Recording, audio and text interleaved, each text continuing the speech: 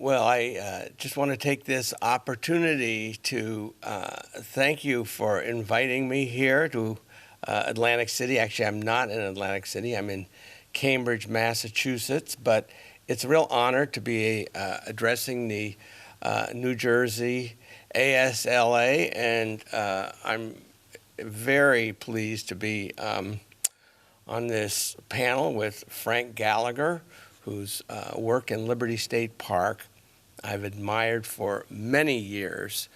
What I'm going to be talking about today is a little bit of sort of the history of the concept of urban wilds and urban nature parks, and then I'm going to introduce a project that I was involved in the Boston area, Bussey Brook Meadow, that is part of the Arnold Arboretum of Harvard University, where I've worked for a number of years. So without further ado, I'll get into the slides.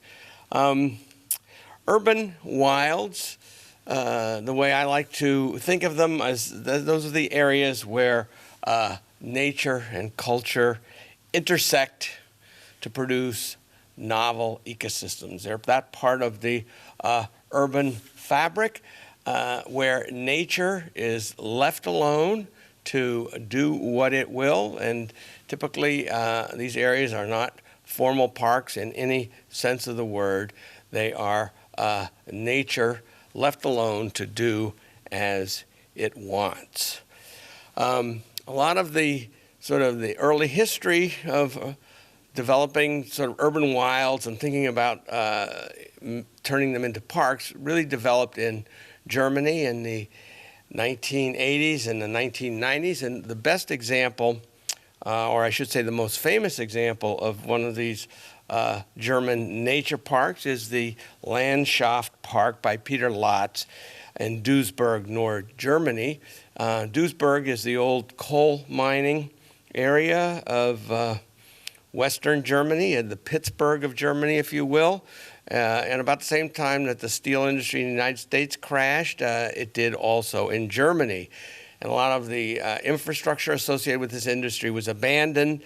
And rather than just tear it down, the Germans, being very creative, essentially took what nature had begun to transform into a nature park of its own accord, intervened to sort of speed up and also modify the process.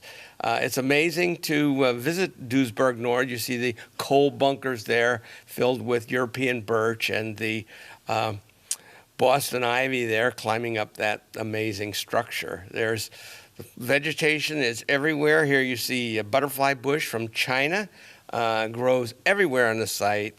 And on this area where there's some mine tailings left over from the coal mining, you see the European white birch, Betula pendula, climbing up the mountainside, colonizing those tail minings as it goes.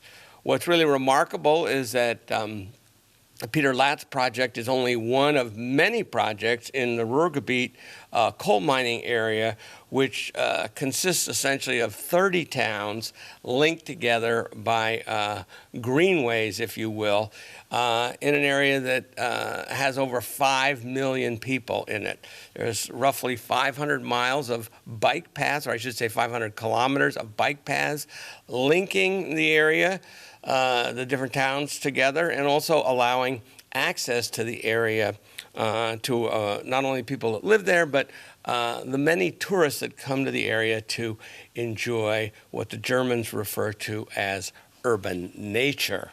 It really is a remarkable place to visit, to see how creative the Germans have been in using this sort of past, outmoded technology to drive a whole new concept of development for this area. Another site that I wanted to talk about and mention is actually in Berlin. Berlin has a number of urban wild sites, or urban nature parks as they call them.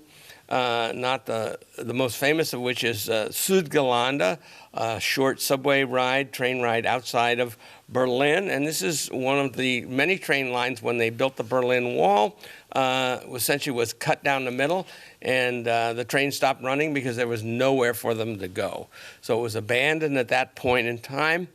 And in the 1990s, people realized that there was actually something here after 40 years of abandonment, and it really is a remarkable place to visit. You see those European white birches there growing in the old railroad tracks that have been filled with wood chips to create a path.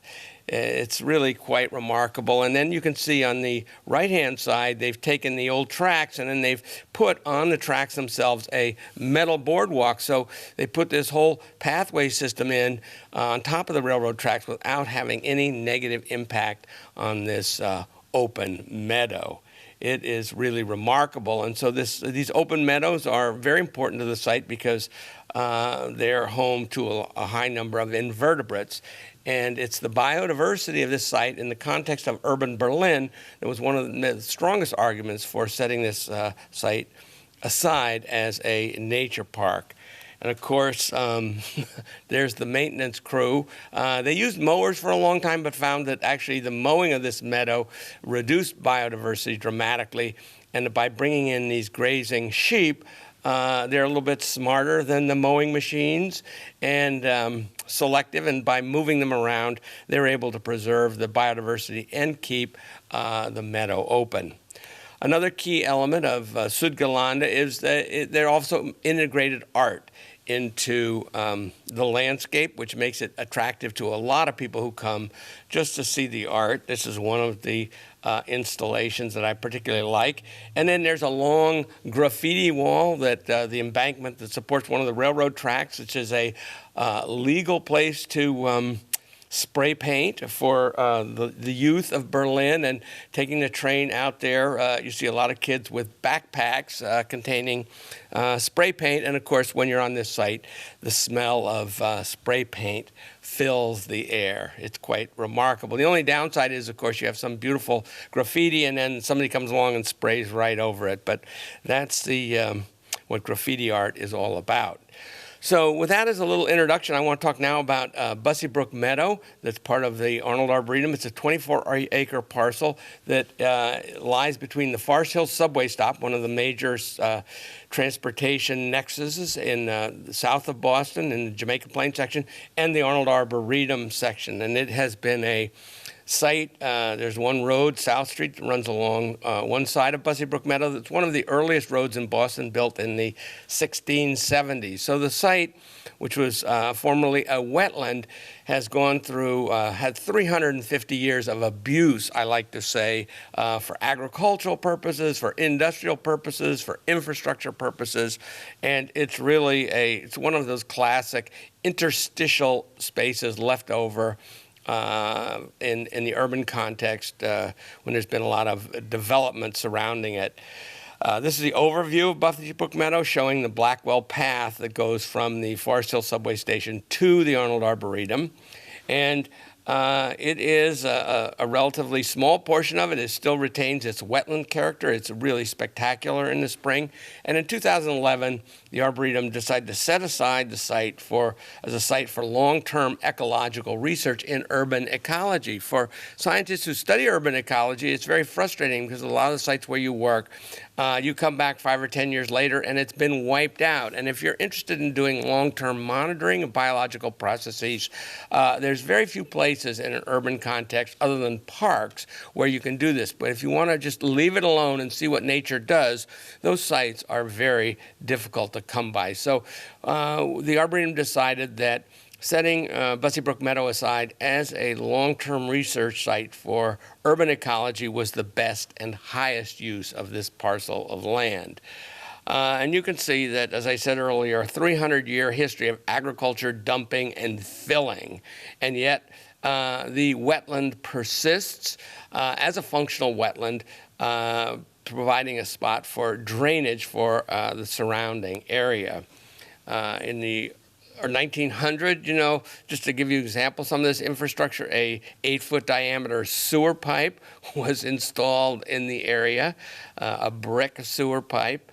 It's rather remarkable to view what the site once looked like. And of course, in the 1950s, between 1955 and 1965, what I call the dark ages in a lot of East Coast cities, certainly Boston. A 5-acre landfill was built on the site, and I've never been able to figure out who pulled the permits, who owns it. The city, of course, now owns it, but nevertheless, it just sort of appeared on the site, I won't say overnight, but 10 years of dumping. Rumor has it that 3 public schools, Boston public schools, make up the bulk of this particular landfill. And of course, there's a train track that runs along one side of Bussey Brook Meadow, which of course has its own graffiti wall. And the wetlands areas is pretty remarkable. You can see in this picture in the foreground, you have the reed canary grass. Behind that, the yellow flag iris, and then the phragmites in the distance. And these 3 plants, none of them are native to North America. They're all from Europe. And they have sorted themselves out across a moisture gradient. And this is one of the things, is even though it's not a native wetland in any sense of the word, you still have full ecological functionality from this, what I would call cosmopolitan wetland. And just the fact that these 3 species have managed to sort themselves out, I think that's very telling. There's a large portion of the site has been filled during the reconstruction of the Forest Hills T station. And basically, those fill areas were sown with, meadow mixes of various sorts. And here you can see this fall aster display, which is pretty spectacular. So this is all on fill soils. And of course, being adjacent to the Arnold Arboretum, you have a lot of trees that have spread across the road from the Arboretum. I like to call Bussey Brook Meadow the Arboretum gone wild. And you can see that spectacular alley of ailanthus on the right-hand side. The ailanthus alley is really pretty spectacular at all times of the year. To make sure, a key component for any urban wild is maintaining access for the general public. And so the Blackwell path is mowed.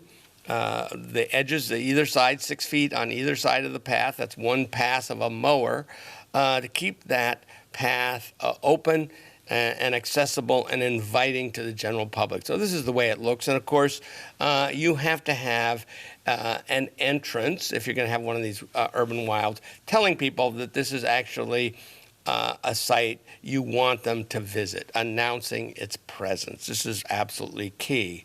And then you can sit back and watch as people use it. And I've had students who spend a lot of time hanging out in Bussey Brook Meadow, doing surveys and making observations on how people use the site.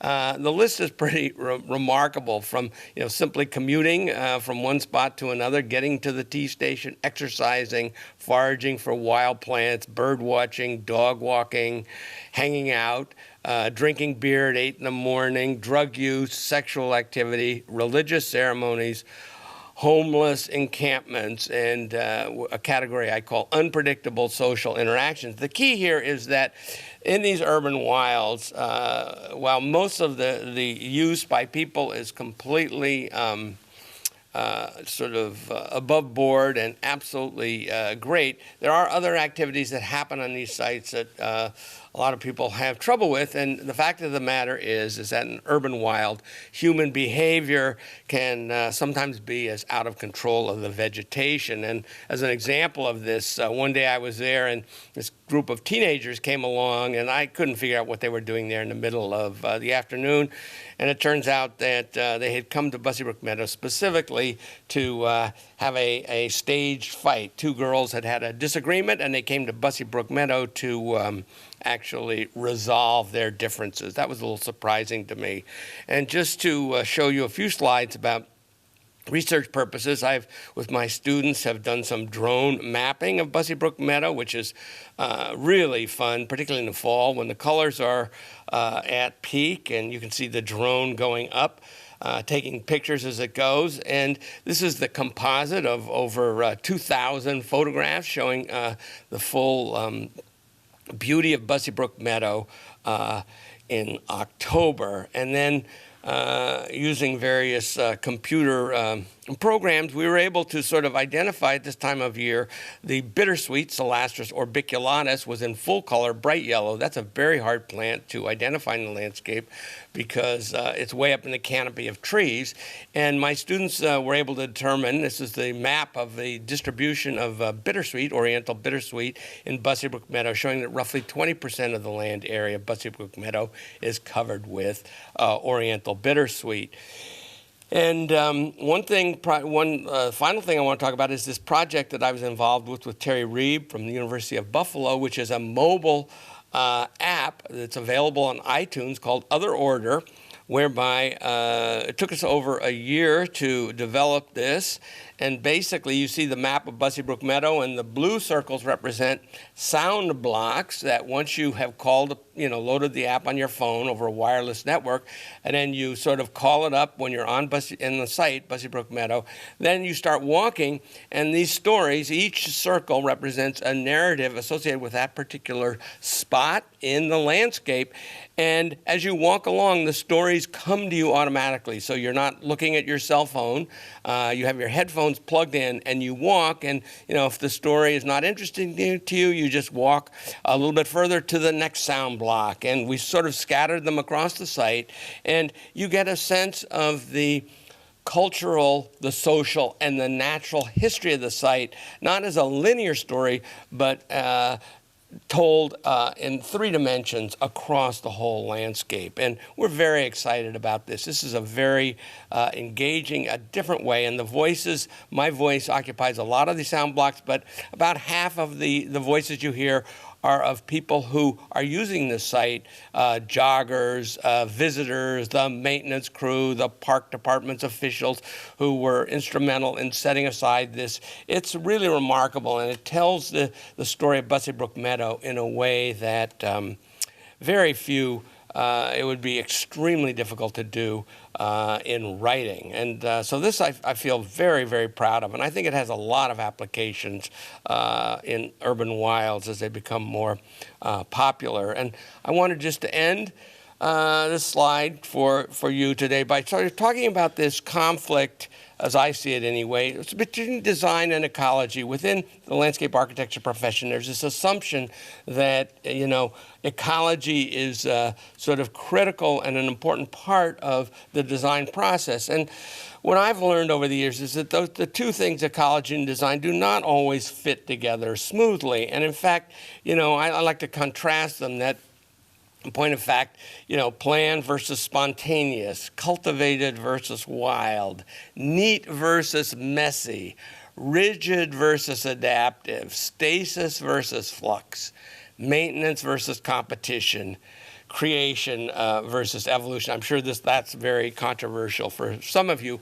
But the point is that, ecology as a process is not a neat and tidy thing. And in these urban wilds, real ecology comes to the foreground. And, it's not neat and tidy, but it is real ecology. And these are sort of the conclusions that I've come to after years of research at the Arnold Arboretum as well as at the Harvard GSD. Ecology is about really the absence of design. Maintenance is about arresting ecological succession in order to preserve design. And sustainability is about reducing maintenance in order to promote ecology. And just to end, I like to quote Charles Darwin, my hero, because I think it's really relevant to this whole concept of urban wilds. It is not the strongest of the species nor the most intelligent that survives. It is the one that is the most adaptable to change. Thank you very much for your attention.